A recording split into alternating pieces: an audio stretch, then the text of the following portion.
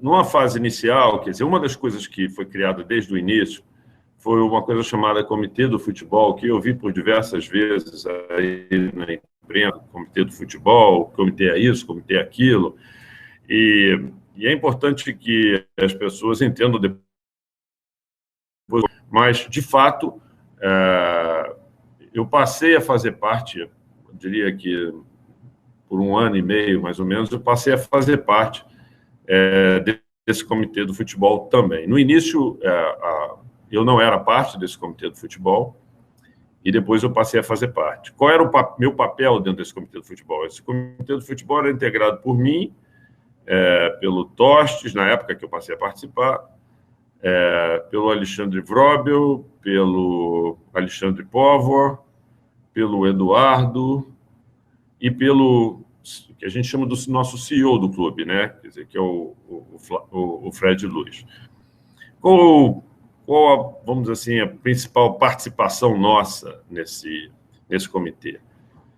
É o seguinte: as decisões técnicas relativas ao futebol, obviamente, não eram tomadas por nós. Para isso, o clube contratou e nós colocamos lá um diretor de futebol remunerado. Acho que houve uma evolução ao longo do tempo, até que a gente chegou ao Rodrigo Caetano. E tínhamos uma equipe técnica que fazia toda a parte de avaliação técnica, vamos dizer assim, dos potenciais jogadores. E o meu papel como planejamento era, primeiro, fazer com que aquilo que foi estabelecido como meta seja cumprido. E pode parecer que isso é óbvio, mas, na verdade, não é. Ainda mais nesse meio do futebol que a gente está. Então, vou dar alguns exemplos aqui. A gente estabelecia um orçamento, dizia o seguinte: precisamos melhorar o time e precisamos, por exemplo, de um meio-campo, de um meia, e precisamos de um centroavante. E é impressionante que, quando a gente pegava e botava isso para a turma do futebol ir atrás e procurar identificar aqueles jogadores de acordo com o scout técnico que tivesse melhor desempenho, para depois a gente passar por um processo de negociação e identificação daquele atleta, você dizia o seguinte: olha, o centroavante e o meia a gente não encontrou não, mas tem aqui um lateral direito fantástico, ou então parece assim, olha, tem uma ocasião aqui, um goleiro de ocasião fantástico, entendeu?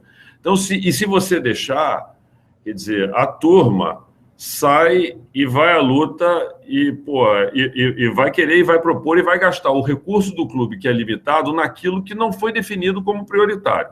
Então, o papel lá, na função, primeiro, era não deixar que o nosso orçamento fosse estourado, porque nós temos um compromisso dentro do clube de disciplina de capital, de manter as nossas contas pagas, de sermos um clube respeitado e muito importante, né, com as nossas certidões negativas de débito sempre em dia, porque mais de 45 milhões de reais do clube, quer dizer, foram colocados dentro do clube com dinheiro incentivado. E se nós perdêssemos isso, nós íamos perder uma arrecadação que era extremamente importante para o clube também.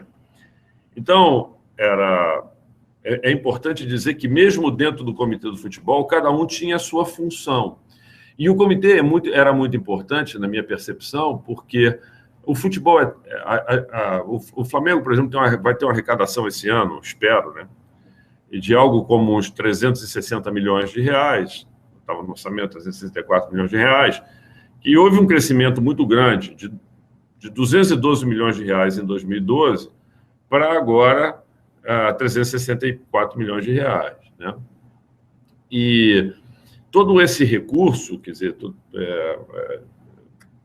ele estava muito bem encaixado dentro do planejamento e do orçamento do clube. Então, a gente não podia, vamos dizer assim, estourar esse orçamento pelos motivos que a gente falou.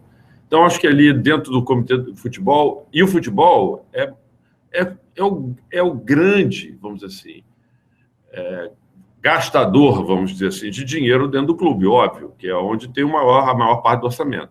Então, a gente fazia um esforço gigantesco para poder equilibrar as contas das diversas áreas do clube, e aí você toma uma decisão maluca de comprar um jogador por um valor absurdo E aí o clube, porra, desequilibra o clube inteiro, para de pagar jogador, tudo isso. Então, o acompanhamento do orçamento dentro do Comitê do Futebol, para evitar que as decisões emocionais sejam tomadas, e é natural, todos nós somos Flamengo doente, e, porra, chega depois que o time perde um jogo, a gente fica pressionado, ainda mais se você deixar um vice-presidente de futebol sozinho.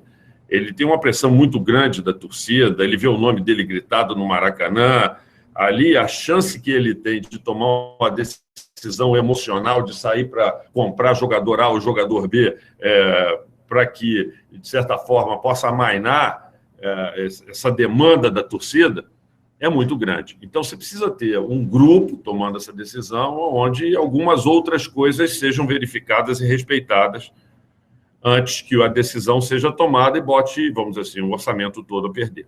Então, é um pouco esse o meu papel.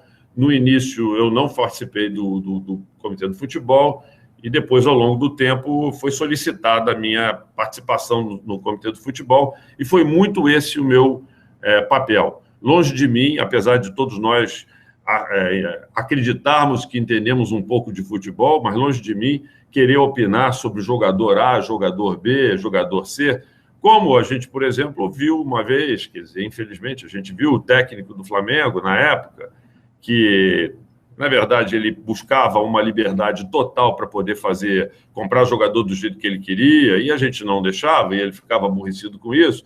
Ele ia dizer que o Flamengo, o futebol do Flamengo acabava sendo controlado por um comitê de pessoas que não entendiam nada de futebol, quer dizer, quem entendia mais, pelo visto, era ele. Acho que a gente não entendia mesmo, porque acabamos contratando ele. E ele acabou também, que saiu do Flamengo, foi para outro clube e já saiu de lá também.